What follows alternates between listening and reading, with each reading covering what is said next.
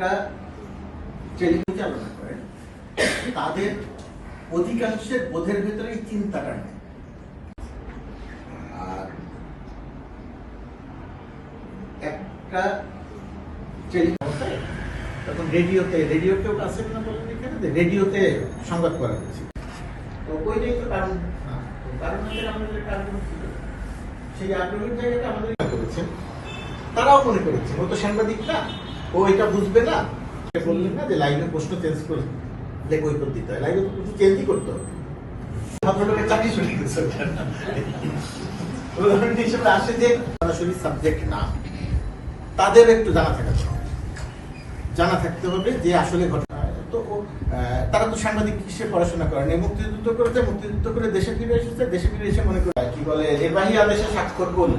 এখন এরকম ইমপ্লিমেন্ট করে গেছে যেগুলো এখনো ভাবলে অবাক।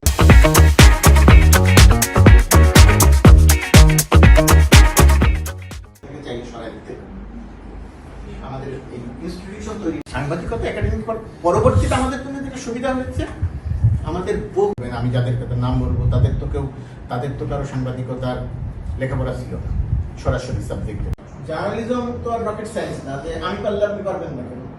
আপনার ব্যাখ্যাটা একটা ইনস্টিটিউশন হয়নি, যেহেতু আমাদের এখানে চাকরির নিশ্চয়তা নেই, চাকরি থাকলেও যেহেতু সাপ্তাহিক বিচিত্রা কাভার স্টোরি করেছিল অ্যাবর্শনের পক্ষে। মহিলাদের যেসব ইস্যুগুলো নিয়ে ফেস করে একসময় কিন্তু বয়ান তৈরি করতো, এত বড় হয়ে গেছে কালকে তো ইনস্টিটিউশন তৈরি হয়ে যাবে না। বাংলাদেশের যে অবস্থা আগামী পরশু দিন আমি যেটা বুঝি, আমি যে কথাগুলো বললাম সেটা আমি কোন একাডেমিক তিনি যা জেনে এসেছে নিউজের প্রতি মিনিমাম একটা আগ্রহ